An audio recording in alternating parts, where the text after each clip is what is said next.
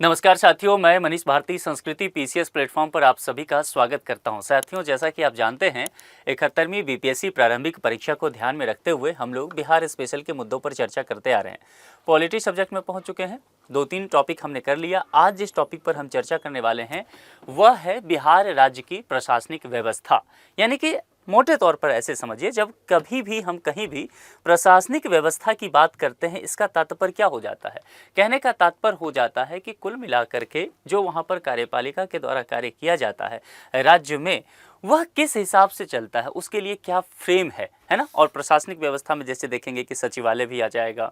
जैसे कि हम जानते हैं कि बिहार 9 अलग अलग प्रखंड जो प्रमंडल हैं उसमें बटा हुआ है, तो वो 9 प्रमंडल कैसे हैं, उसके अंतर्गत कितने डिस्ट्रिक्ट हैं, 38 डिस्ट्रिक्ट है, तो वह कैसे कार्य करता है, ये तमाम चीज़ें जिसमें आगे चल कर के लोकसभा की सीटें, राज्यसभा की या विधानसभा की, जैसे हम जानते हैं कि बिहार में 40 लोकसभा की सीटें हैं, राज्यसभा 16 है, विधानसभा 243 है और विधान परिषद भी एक है। आप जानते हैं चूँकि 6 राज्य ऐसे हैं देश में जहाँ विधान परिषद है, जिसमें एक बिहार भी है। और बिहार में अब विधान परिषद की जो संख्या रह गया है झारखंड के अलग हो जाने के बाद, वो 75 तक सीमित हो गया है। तो कुल मिलाकर के हम समझने की कोशिश करेंगे कि ये तमाम चीज़ें, ये प्रशासनिक व्यवस्था, ये ढांचा, ये कैसे कार्य करता है। ठीक है, और देखिए यहाँ पर पहले ही बता दूं, इस लेक्चर में फैक्चुअल क्वेश्चन ज़्यादा रहते हैं। वैसे भी आप देखेंगे बीपीएससी में फैक्ट ही ज़्यादा पूछा जाता है, पॉलिटी से तो बहुत ज़्यादा।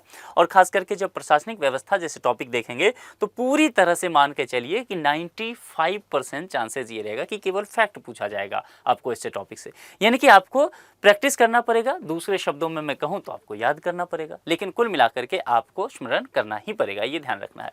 आएंगे उस पर, लेकिन उससे पहले आपके लिए एक ऑफर है। अगस्त एंड ऑफर दिया जा रहा है और इस ऑफर की जो वैलिडिटी है इस पर ध्यान दीजिए, 25 से लेकर के 29 अगस्त तक।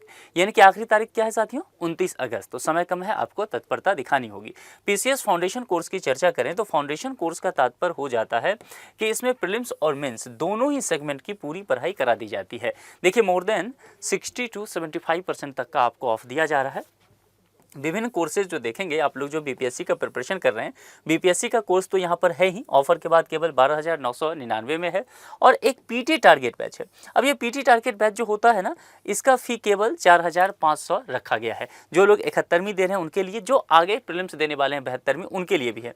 एमपीपीएससी और आरएएस का भी यहाँ पर आपको बैच देखने को मिल जाएगा। यहाँ पर देखिए, इस संबंध में ये कॉन्टैक्ट नंबर दिया गया है 9555124124। इस कॉन्टैक्ट नंबर पर आप कॉल करके जानकारी ले सकते हैं, या फिर sanskritIAS.com ये वेबसाइट है, इस पर विजिट करके भी विस्तृत जानकारी लेकर के आप अपने मनचाहे कोर्स में नामांकन करा के अपनी तैयारी को और भी धारदार बना सकते हैं। अब चलिए लौटते हैं टॉपिक की तरफ। जैसे हमने प्रशासनिक व्यवस्था की बात किया तो कुछ चीज़ें यहाँ पर समझना पड़ेगा। सबसे पहली चीज़ें, जो एक प्रश्न आ चुका है कि बिहार में जो प्रथम मुख्यमंत्री रहे श्री कृष्ण सिंह, 68वीं बीपीएससी में प्रारंभिक परीक्षा में देखिएगा सेट सी में पहला क्वेश्चन यही था। तो ये ध्यान रखना है कि इसलिए मैंने कहा कि फैक्ट। अब देखिए, पहले ही लाइन में ये आ गया है।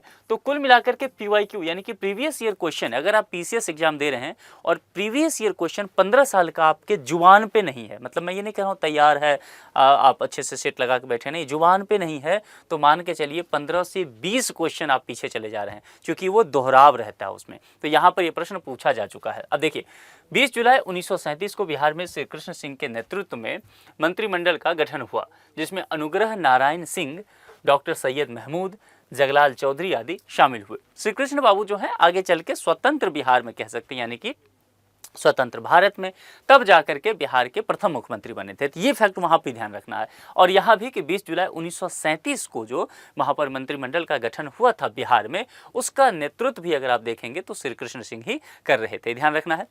वर्ष 1956 में हुए राज्यों के पुनर्गठन के समय भी बिहार का स्वतंत्र प्रशासनिक अस्तित्व जो है वह बरकरार रहा। ये 1956, अब हम आगे आज़ादी के बाद की यहाँ पर बात की जा रही है। यहाँ पर क्या हुआ, राज्यों का पुनर्गठन हुआ था देश में। यानी कि देश में जब हम आज़ाद हुए उसके बाद पहली बार इस तरह से देखा गया कि विभिन्न राज्यों की मांग की गई और भाषा के आधार पर इन राज्यों की मांग किया गया था। लेकिन यहाँ पर ध्यान दीजिएगा, बिहार में भी विभिन्न भाषाएँ बोलियाँ हैं, मांग तो चलता रहा, लेकिन ये प्रभाव उस वक्त बिहार पर आकर के नहीं पड़ता, क्योंकि उड़ीसा था वो 1936 में ही बिहार से अलग हो चुका है।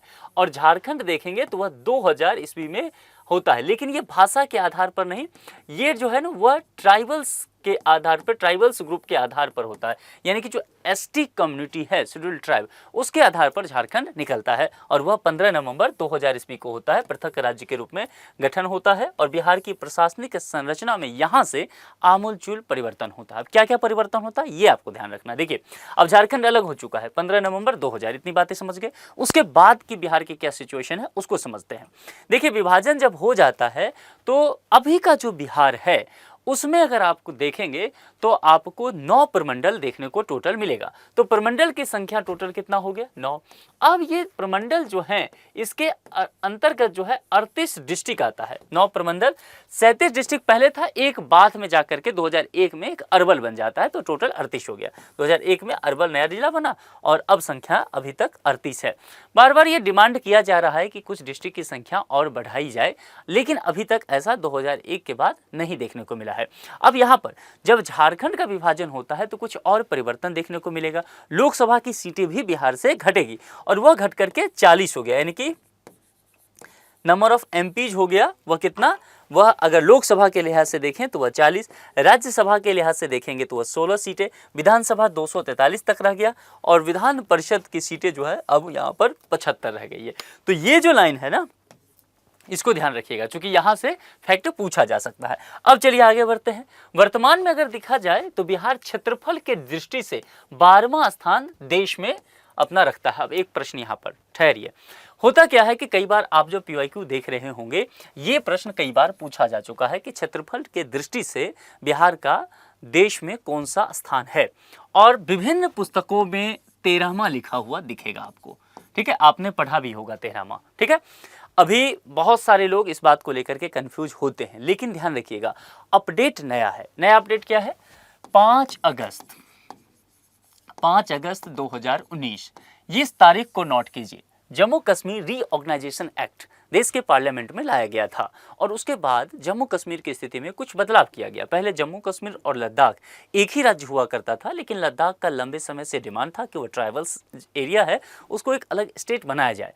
तो जम्मू कश्मीर और लद्दाख को अलग कर दिया गया, लद्दाख यूटी बना, जम्मू कश्मीर को भी यूटी बना दिया गया, लेकिन वह विद असेंबली हुआ, यानी कि वहाँ पर विधानसभा होगा, चुने हुए जनप्रतिनिधि मुख्यमंत्री होंगे, जो कि अभी उमर अब्दुल्ला है, आपने देखा। अब क्या हुआ कि पहले क्या था, क्षेत्रफल अगर जम्मू कश्मीर और लद्दाख को मिला दें तो बहुत बड़ा स्टेट बन जाता था, है ना। लेकिन जैसे ही लद्दाख कट करके अलग हुआ और जम्मू कश्मीर अलग हो गया, जाहिर सी बात है दोनों ही स्टेट वहां पर यूटीज देखेंगे, उसका क्षेत्रफल के लिहाज से अपना स्थान वो गवाता है। छोटा हो गया ना आकार का, क्षेत्रफल कम पड़ गया। अब उस कंडीशन में जो पहले ये संयुक्त रूप से एक हुआ करता था तो बिहार से आगे था क्षेत्रफल के दृष्टिकोण से, लेकिन अलग बढ़ते ही बिहार के नीचे दोनों आ गया। तो 13वां स्थान जो बिहार का था, अब देश में क्षेत्रफल के दृष्टि से बिहार का स्थान कौन सा हो जाएगा? 12वां। ये पूरा तरीका याद रखिएगा, हो सकता है सीधे ये फैक्ट में दे या आपसे स्टेटमेंट में पूछ ले, भारी कंफ्यूजन है। किसी भी किताब में ये लिखे हुए देखें तो इसको गलत ना मान के मानिएगा कि वो बुक जो है अपडेट नहीं किया है आपको, ठीक है। क्योंकि बहुत सारे बुक में बच्चे, मैं देख रहा था कल भी किसी 2-3 बच्चे ने मुझे इंस्टाग्राम पे भेजा था, उसमें वो उस बात को लेके कंफ्यूजन में थे। तो ध्यान रखना है, बहुत सारे बुक, अभी मैगजीन बहुत मार्केट में आपको मिलेगा करंट अफेयर सबका, वो अपडेट नहीं है उसमें, ठीक है। तो आप ऐसे मैगजीन या ऐसे बुक पढ़िए जहां थोड़ा सा अपडेट चीजें मिल जाए, आपको सही मिले, ताकि आप एग्जाम में गलती ना करके आए, ठीक है। अब यहाँ पर जनसंख्या के दृष्टिकोण से देखेंगे तो ये कौन सा बन जाता है? तीसरा सबसे बड़ा राज्य। तो चलिए पहला और दूसरा, पहला तो आप जानते हैं उत्तर प्रदेश ही है, दूसरा कौन सा है, मतलब बिहार से ऊपर जो है उसकी जानकारी आपके पास होना चाहिए, कमेंट बॉक्स में बताइए। बिहार राज्य का 1912 ईस्वी में एक अलग प्रांत के रूप में उदय हुआ। अब 1912 ईस्वी कहाँ से आया? आप जानते हैं कि बंगाल के साथ बिहार हुआ करता था, यानी कि जो बंगाल उस समय का पूरा, उसके बाद अगर आप देखेंगे तो बिहार, आज का झारखंड, आज का ओडिशा, ये सब एक ही साथ हुआ करता था। लेकिन जब बंगाल विभाजन होता है तो बिहार को उससे अलग कर दिया गया 1912 में, ठीक है। और ये व्यवस्था आगे चलता रहा। जब 1912 में बिहार अलग होता है, ठीक से यहाँ पर समझ लीजिए इस चीज को। अब देखिए बंगाल में अगर आप देखेंगे तो आपको बंगाल, बिहार, इसके बाद आज का झारखंड, इसके बाद आज का जो है उड़ीसा, ये सब एक साथ देखने को मिलेगा। अब इतना बड़ा स्टेट, समझ में आ रहा है। अब क्या होता है कि यहाँ से टूटना शुरू होता है। ये जो बंगाल है ना, बंगाल से 1912 में निकल जाता है कौन? बिहार, ठीक है। अब ये बिहार जो निकलता है तो इसके साथ उस वक्त झारखंड और उड़ीसा भी रहता है। ठीक है, अब यहाँ समझिए इसमें क्या होता है, फिर तब्दीली होता है अलग स्टेट का डिमांड, और 1936 में यहाँ से निकल जाता है ओडिशा। ठीक है, ये एक स्वतंत्र स्टेट अब यहाँ से बन गया है। इसलिए कई जगह प्रश्न रहेगा संयुक्त बिहार में, तो संयुक्त बिहार में विकल्प में देखना है कि क्या वो ओडिशा के साथ लेकर के चल रहा है। ठीक है, अगर 1936 से पहले वाला कुछ विकल्प होता है ऐसा प्रश्न, तो उसमें संयुक्त बिहार का तात्पर्य हो जाएगा ओडिशा लेकर के चल रहा है। और अगर विकल्प में 2000 ईस्वी के बाद रहता है या उसके आसपास, तो फिर ध्यान रखना है कि संयुक्त बिहार कहने का तात्पर्य बिहार और झारखंड है। इसलिए कई बार आपको बहुत ध्यान से देखना पड़ेगा, आता हुआ प्रश्न का जवाब इसमें बहुत सारे बच्चे गलत करके आ जाते हैं। थोड़ा सा इस सिनॉप्सिस से समझ लीजिए। अब यहाँ ओडिशा देखिए स्वतंत्र हो गया, लेकिन 1936 में जो अब इसके बाद बिहार बचता है, इस बिहार के साथ अभी भी कौन है, झारखंड है। ठीक है, लेकिन आगे चल करके यहां पर देखेंगे तो 15 नवंबर 2000 ईस्वी को झारखंड बिहार से अलग होकर के एक स्वतंत्र स्टेट बन जाता है, और 2000 ईस्वी के बाद आज का जो बिहार है वह एक स्वतंत्र स्टेट में दिखता है। मामला समझ में आ गया।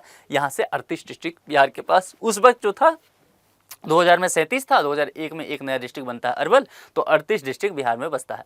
अभी भी देखेंगे बिहार को अलग अलग हिस्सों में बांटने की बात की जा रही है। खास करके अगर देखा जाए तो गंगा के उत्तर में तो पूरा देखेंगे जो मिथिला भाग पड़ता है, मिथिला राज्य बनाने की बात आप देखते हैं लगातार कही जा रही है। विधान मंडल में आपने देखा कि उस वक्त राबड़ी देवी जो पूर्व मुख्यमंत्री बिहार के रही हैं, उन्होंने ये डिमांड किया कि मिथिला राज्य बनना चाहिए उनकी पार्टी, और वो इस चीज़ को लेकर के समर्थक हैं। तो लगातार ये मिथिला राज्य का डिमांड उठता रहता है। अगर आगे कुछ होता है तो वो देखा जाएगा, लेकिन फिलहाल इस सिनेरियो को आप क्या करना है, आपको ध्यान में रखना है। मामला समझ में आ गया।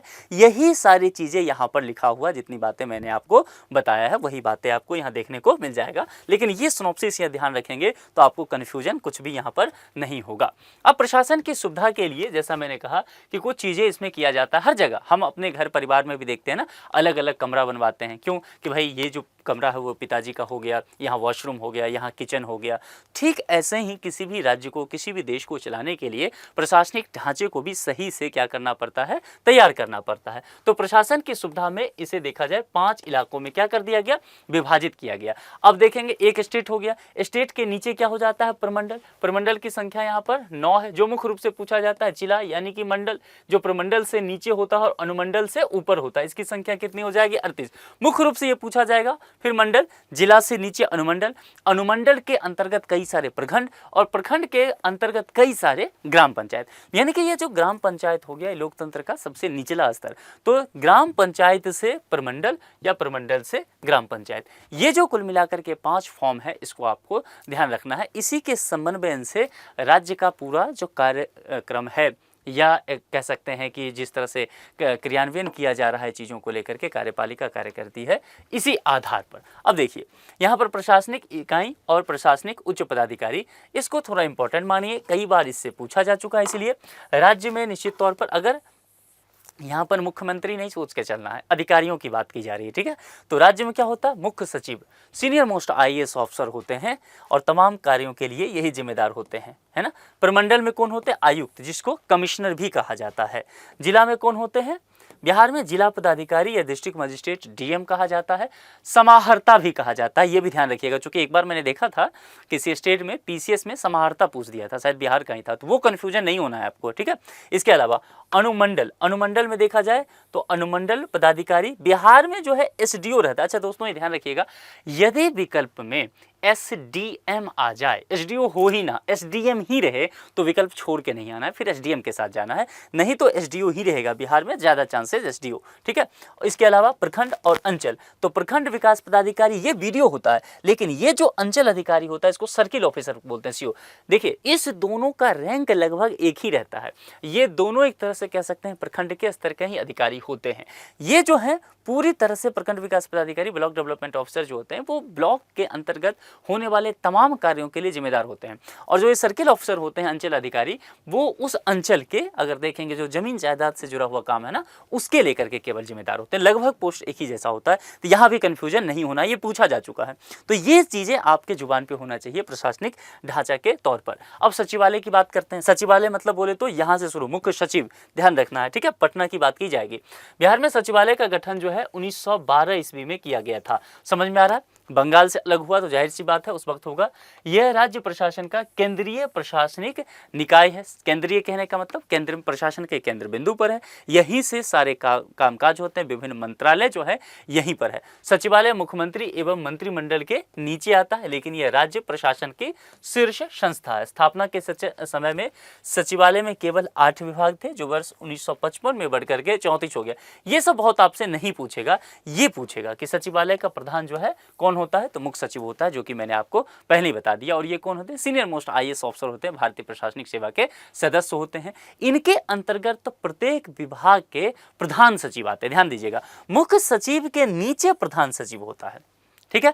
अब देखिए, और प्रधान सचिव क्या होता है? विभिन्न मंत्रालय, जैसे राजस्व मंत्रालय के हो गए, खेल मंत्रालय के हो गए, कृषि मंत्रालय का, स्वास्थ्य मंत्रालय का, तो जितने मंत्रालय के प्रधान सचिव होंगे वो सभी प्रधान मुख्य सचिव जो हैं या मुख्य सचिव जिनको कह लीजिए, उनके अधीन होते हैं, उनके नीचे होते हैं। सचिवालय का मुख्य कार्य क्या होता है? नीति निर्माण करना, यानी कि पॉलिसी मेकिंग। जो IAS बनते हैं ना, वो IAS बनने का मुख्य कारण ये नहीं होता है कि डिस्ट्रिक्ट वाला काम, वो उस पद का, उस अगर देखेंगे ना IAS का, वो सबसे छोटा पद होता है DM, उसके ऊपर वहाँ से प्रमोशन ही शुरू होता है। तो मुख्य कार्य जो होता है वो यहाँ पहुँचना, कि हम कहाँ पहुँच सके, सचिवालय में जा सकें और पॉलिसी मेकिंग की काम कर सकें। तो यहाँ पर देखिए वही चीज़ें आपको दिखेगा, नीति निर्धारण करने का कार्य सचिवालय में यहाँ पर बैठ के IAS ऑफिसर के द्वारा किया जा रहा है। रीजनल लेवल पर प्लानिंग करना कि कोसी परियोजना भी है, तो कोसी परियोजना को किस तरह से आगे बढ़ाया जाए कि उस क्षेत्र में बिजली का उत्पादन हो जाए और बाढ़ की समस्या का निजात मिल सके। किस क्षेत्र में? सीमांचल के क्षेत्र में, ठीक है। तो ये चीजें ऐसे समझना है। परियोजना निर्माण किस किस एरिया में कैसे किया जाएगा, उसका इवैल्यूएशन कैसा है, उसको कोऑर्डिनेशन कैसे करना है। विभिन्न विभाग हैं, मिनिस्टर हैं, उप मंत्री हैं, राज्य मंत्री हैं, सभी का दायित्व है। सभी के दायित्वों के निर्वहन में किस तरह से सचिवालय मदद कर सकता है, ये सारे काम जो है वह सचिवालय के द्वारा किए जाते हैं। तो ये ध्यान रखिएगा, कुछ भी प्रश्न सचिवालय से आता है आपको छोड़ के नहीं आना है, क्योंकि टॉपिक ही आसान है। बस थोड़ी सी धैर्य रखना है, समझ थोड़ा सा विकसित, व्यवहारिक समझ बस ध्यान रखिएगा, तब ये प्रश्न बन जाएगा। प्रमंडल, अब उससे नीचे चलते हैं, ठीक है। यानी कि हमने वो जो 5 कहा था, तो प्रमंडल पे पहुंच जाते हैं। राज्य में क्षेत्रीय प्रशासनिक इकाई का शीर्ष संगठन कौन होगा? प्रमंडल। देखिए क्या लिखा हुआ है, ठीक से समझिए, क्षेत्रीय, समझ में आ गया। सचिवालय हमने क्या कहा था, वो केंद्रीय है, उसके सेंटर में सब है। लेकिन यहाँ पर आ गए जैसे क्षेत्रीय स्तर पर, क्योंकि बिहार पूरे बिहार राज्य को क्या किया, 9 भाग में, 9 प्रमंडल में बांट दिया, तो क्षेत्र बन गया ना, कि भाई ये जो हो गया मगध हो गया, ये हो गया दरभंगा प्रमंडल हो गया, है ना, ये भागलपुर हो गया, ये जो पूर्णिया प्रमंडल हो गया, ये कैसे, तो क्षेत्र के आधार पर बांटा है, इसीलिए इस शब्द के प्रयोग यहाँ पर किया गया है, यानी कि कमिश्नरी। प्रमंडल का उच्चतम अधिकारी जो होगा, हमने पहले ही बात किया, हिंदी में आयुक्त बोलते हैं और यहाँ पर इंग्लिश में उसको कमिश्नर कहा जाता है। और ध्यान रखना है, इनकी सहायता करने के लिए अनेक अपर आयुक्त और अन्य अधिकारी होता है। स्वतंत्रता प्राप्ति के समय बिहार में 4 प्रमंडल था। ध्यान रखिए, ये प्रश्न पूछा जा सकता है, नोट कीजिए इसको, कि स्वतंत्रता प्राप्ति के समय जो है बिहार में 4 प्रमंडल, वो कौन कौन? पहला तिरहुत, भागलपुर, पटना, छोटा नागपुर। अब देखिए ध्यान से, ये 3 तो अभी भी है, लेकिन ये छोटा नागपुर किधर गया भैया? झारखंड में, ठीक है। 2000 ईस्वी 15 यहाँ पर नवंबर, इसके बाद से ये कहाँ चला गया? झारखंड वाले एरिया में। ये ध्यान रखना है, ये पूछा जाएगा। वर्ष 2000 में झारखंड राज्य के गठन के पूर्व तक ये बढ़कर जो है वह 13 थी, यानी कि 2000 तक पहुंचा। उसके बाद कुछ कट करके कहाँ पहुंच गया? झारखंड के हिस्से में। झारखंड राज्य के गठन के साथ 4 प्रमंडल बिहार के, वो पहुंच जाएगा कहाँ पर? झारखंड में। कौन कौन सा? देखिए ये पूछा जा सकता है, कौन कौन सा कट के झारखंड को? पलामू, संथाल परगना, उत्तरी छोटा नागपुर और दक्षिणी छोटा नागपुर प्रमंडल। तो उस वक्त आज़ादी के समय जो एक ही छोटा नागपुर बिहार का हुआ करता था, जब 2000 में यहाँ बढ़ता है तो इसको 2 भागों में डिवीजन हुआ, उत्तरी और दक्षिणी, ये ध्यान रखिएगा। तो ये यहाँ पर जाने के बाद प्रमंडल की संख्या 9 होगा। जिले की संख्या मैंने आपको बताया था कि 38 है टोटल अभी तक बिहार में। 37 अगर पूछा जाए तो 2001 से पहले, 2001 में अरवल डिस्ट्रिक्ट बनता है, तो संख्या कितनी हो गई? 38। अब एक चीज़ समझिए, यहाँ पर जिलों की संख्या के दृष्टिकोण से सबसे बड़े प्रमंडल आपसे पूछे जा सकते हैं, क्योंकि एक समानता देखने को नहीं मिलता है। किसी प्रमंडल में 3 ही डिस्ट्रिक्ट है, किसी में भागलपुर में देखेंगे तो भागलपुर और बांका ही है, किसी में 6 डिस्ट्रिक्ट पड़ता है। तो इस हिसाब से आपके लिए सबसे महत्वपूर्ण प्रश्न ये होगा। तो जिलों की संख्या के देखा जाए उसकी दृष्टि से से जो सबसे बड़े 3 प्रमंडल हैं, सबसे बड़े, उसमें देखिए तिरहुत प्रमंडल में 6 डिस्ट्रिक्ट आता है। अब आप लोग की जिम्मेदारी बनती है कि मुझे कमेंट बॉक्स में लिख करके बताना शुरू करेंगे कि तिरहुत प्रमंडल में कौन से 6 जिले। मैं बता चुका हूँ पहले, अगर आपको ध्यान हो, जब मैं वो ज्योग्राफी वाला पोर्शन पढ़ा रहा था। मुंगेर प्रमंडल में भी 6 जिला है और पटना प्रमंडल में भी 6 है। ये 3 तो 6, 6 12 और 6 18।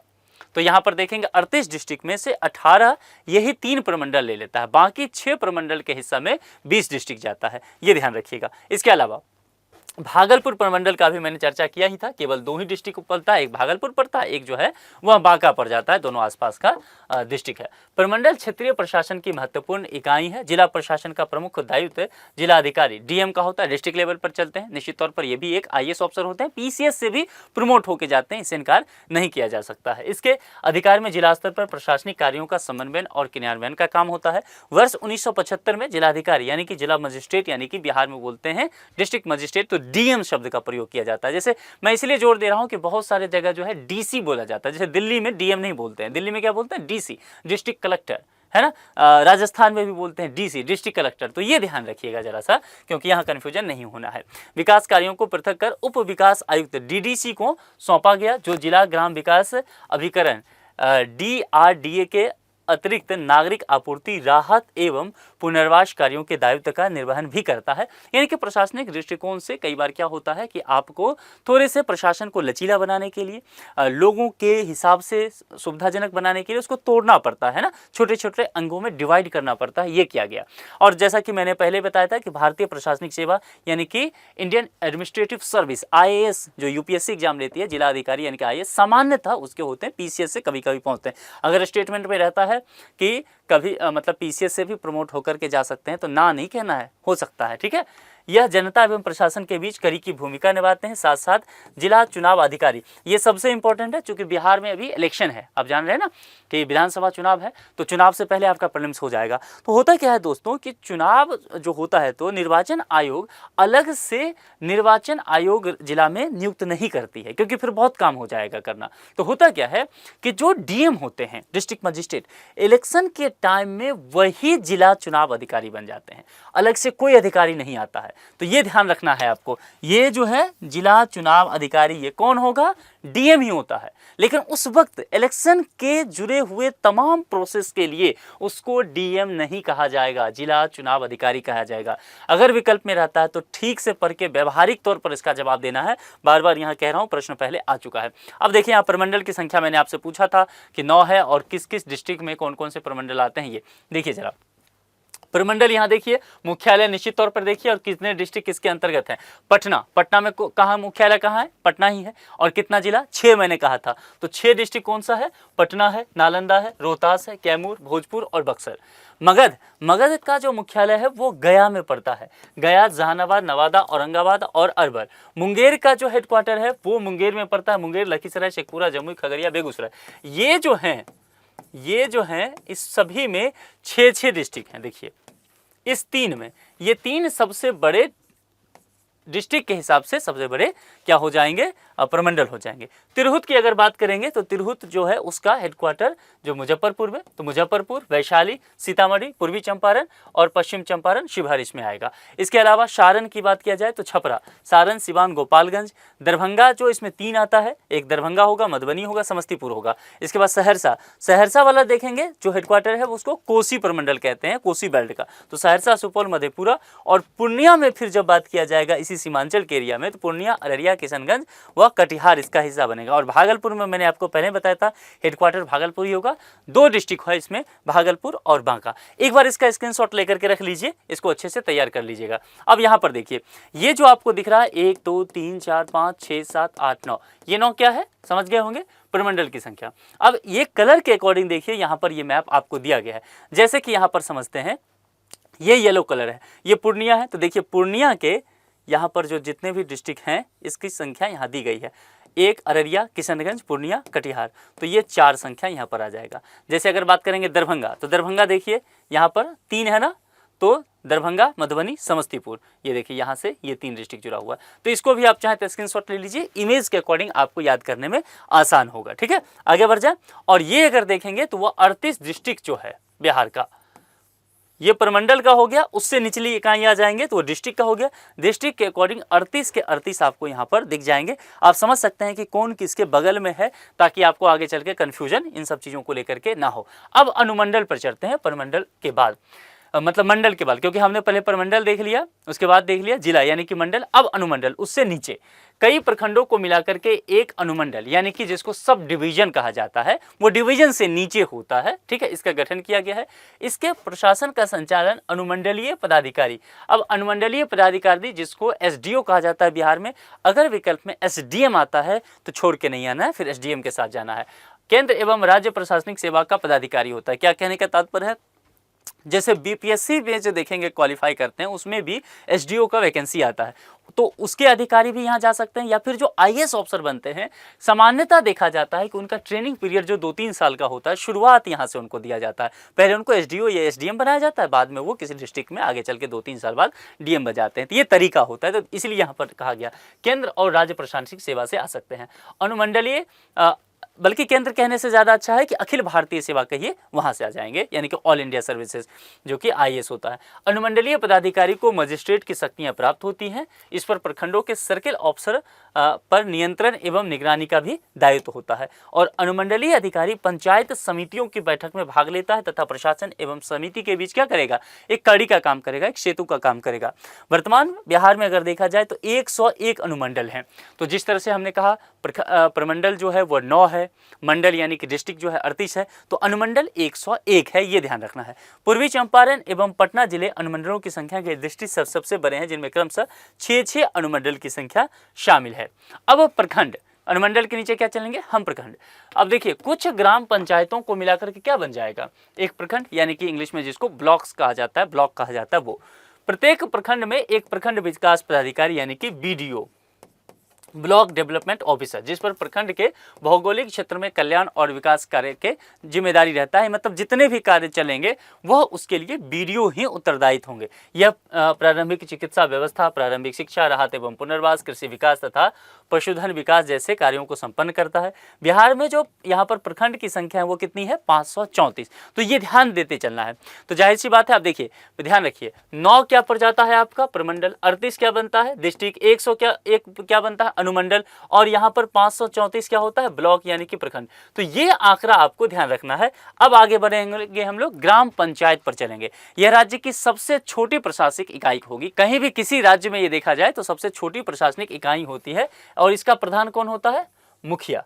ग्राम का प्रबंध एवं सुधार ग्राम पंचायत द्वारा किया जाता है। और बिहार में पंचायतों की जो फिलहाल कुछ संख्या अभी कुल है वह 8386 है। इसे नोट करके रखिएगा, क्योंकि हो सकता है कई बार सीधा सीधा ये फैक्ट आपसे पूछ दिया जाए, तो अगर आपको पता नहीं होगा तो फिर आपसे ये दिक्कत हो जाएगी। अब जरा यहाँ पर जब पूरा हमने प्रशासन देख लिया, जरा पुलिस महकमा की बात कर लेते हैं। बिहार में पुलिस प्रशासन की क्या संरचना है। देखिए बिहार पुलिस भारत के बिहार राज्य के लिए कानून प्रवर्तन एजेंसी है, यानी कि जो कानून लागू किया गया है उसको किस तरह से धरातल पर लाया जाए, इसके लिए निश्चित तौर पर पुलिस ही जिम्मेदार होती है। और बिहार पुलिस का मुख्यालय कहाँ पर है, ये पूछा जा चुका है पहले। हेडक्वार्टर इसका कहाँ पर है, पटना में। यह प्रश्न पूछा जा चुका है, फिर से कह रहा हूं तो ध्यान रखिएगा, ये आ सकता है। अब अधिकारी देख लीजिए। देखिए जैसे कि हमने वहां पर कहा था मुख्य सचिव होते हैं राज्य के सारे काम के लिए, ऐसे पुलिस विभाग के सबसे बड़े अधिकारी किसी राज्य के जो होते हैं वो डीजीपी होते हैं, पुलिस महानिदेशक। अब उनके नीचे जो है वो एडिशनल होता है, यानी कि